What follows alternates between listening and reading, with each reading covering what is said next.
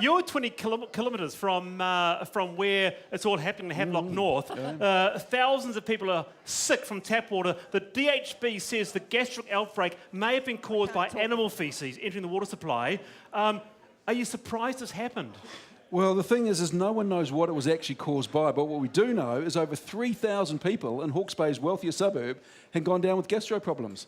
It's a real concern, and what it does, in my view, is really highlights the fact that water security and water quality we need to take seriously, because I don't think we take it particularly seriously. This is pretty shocking, isn't it? I mean, I've been hearing reports. I mean, one resident saying 60 hours of diarrhoea around the clock. I mean, this is pretty heavy stuff, isn't it? But tell you what was happening, mate. I've got a good friend who came down with us on Tuesday, and of course, when you got diarrhoea, what you're told to do is drink heaps of water.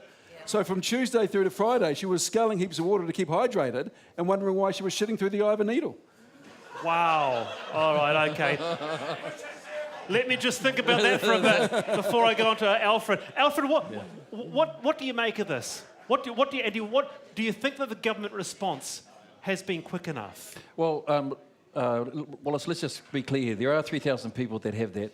But also, too, we've had 100 years of good water supply right throughout the whole country. What we're seeing today is unprecedented. Well, no, it's true. No, those are the facts. Hang on. We've got 78 councils, 66 water authorities. It is the role of responsibilities for those councils to supply the water. So the government's response is that we've had civil defence there door knocking. We've had the health department there to ensure that they've got the supplies that they need. That's been our response at this time. 100 years of good water supply in New Zealand. What do you make of that, Catherine? Is Alfred Naro right? Sorry, it's inaccurate. Like in the last 15 months. Well, I checked. In the last 15 months, we've had water quality incidents, drinking water quality incidents in Canterbury, in Northland, in Patia, and also three of those in Havelock North. But the council's in charge of the water. Yeah, that's right. Those councils have to be held accountable for that. That's right. But overall, we need to look at drinking water and water in general, because water in this country is not clean and pure. It's contaminated by a range of sources. And this like what? For example, intensive agriculture affects water very seriously. So does wastewater from badly managed sewage systems. We treat water like the place we send things, this magic place called away. It doesn't go away. It just contaminates water, and then it comes back to bite us. Do you agree with Caston there? We can do a lot better with water quality? Look, by and large, we've got fantastic water quality, but I think what's happened is because so much rain falls from the sky, we've taken this for granted. I mean, the bottom line is there's been 70 consents for bottled water where people get their water for free and market as a problem. We've taken this for granted for too long, and I think we need to take it seriously. Is this the future? Many countries around the world now, they go to bottled water. That's what happens. If you go to Greece or go to Bali, that is the future. Is that going to be the future for Aotearoa? It's one future, but it doesn't have to be, and I don't think it should be. In fact, there was a government fund out there that helped councils implement fresh, good, clean water solutions, and the government withdrew money from that. So to get it right, there has to be a partnership between local government and central government to get it right. Let's be out there. The fact is that this is unprecedented. We've not had to the scale. There may have been some other incidences, but to the scale of what we're seeing at the moment, nearly 3,000 with this, it hasn't happened before. So here's the thing is, let's remember what currently exists. We've got the councils, the 66 water authorities. They then have to report to the DHBs on the quality of the water. What this brings into question, though, do we need now to review, and it will happen, there will be an inquiry, are those checks and balances sufficient to ensure that we've got safe and healthy water? Does this really worry you? 3,000 people really sick? Oh, absolutely. Look, my colleague Craig Foss, yesterday inside the House was very clear. We should not politicise this. We've got people in Havelock North that are suffering at the moment. All right, what do you make of that? We should not politicise this, Catherine. We need to find out what has caused this terrible outbreak in this water supply. That means we have to ask hard questions about what is really going on with water.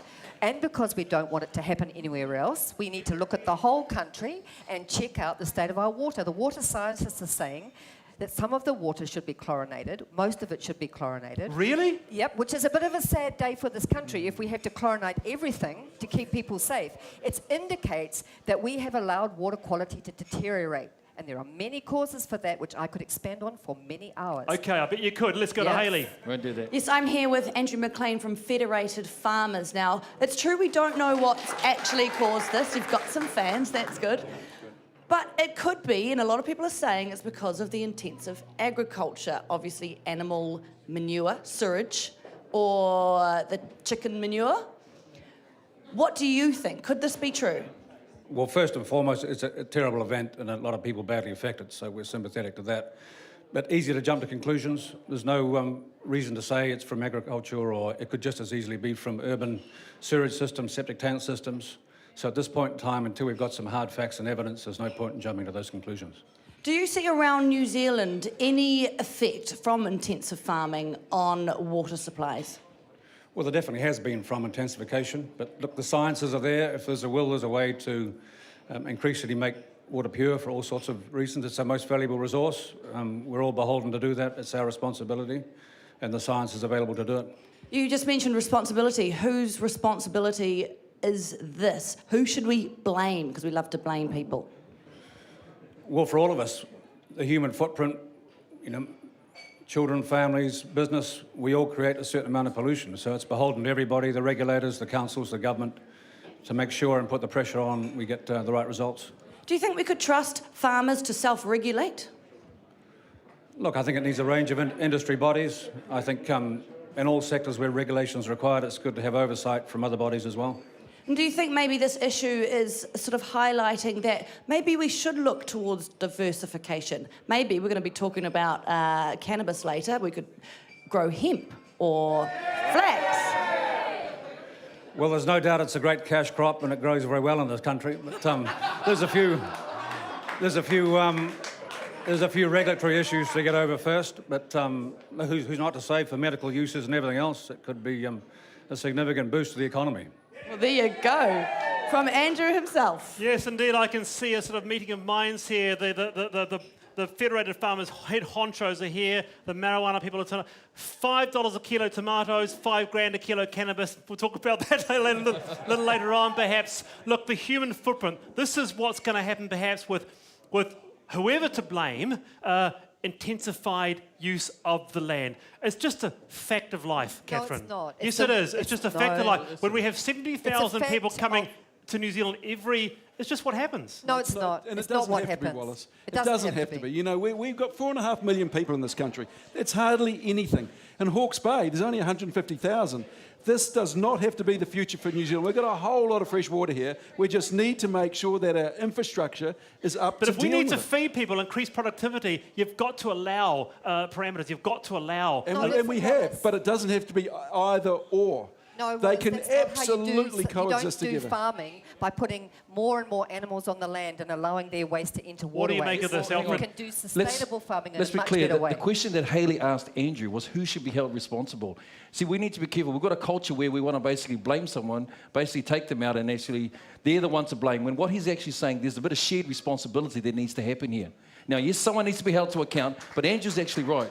We've all got to share in the fact that we've got to do our part to ensure that we're being responsible for the fact of the waste, other things that are happening, recycling, all of those things, which I agree with, I think are very important. That sounds fair enough, Catherine. That sounds fair words. Except the government has set a standard for water that says it's wadeable, not swimmable. What's wrong with that? Well, wadeable's not an Olympic sport. It's not the gold medal standard for water. We actually need swimmable rivers. That's what we should be passing on to our kids. Is rivers safe enough to swim in? When I was a child, you could jump into water and drink it. Now, 62% of our rivers are contaminated. That's a pipe dream these days. That's a pipe dream in the 21st century. Absolutely not. It's about a commitment that any government could make. The Greens would make that commitment today, that we will clean up rivers. It can be done. The Ministry of Economic Development in 2005 put a value on our clean green brand at $20 billion a year.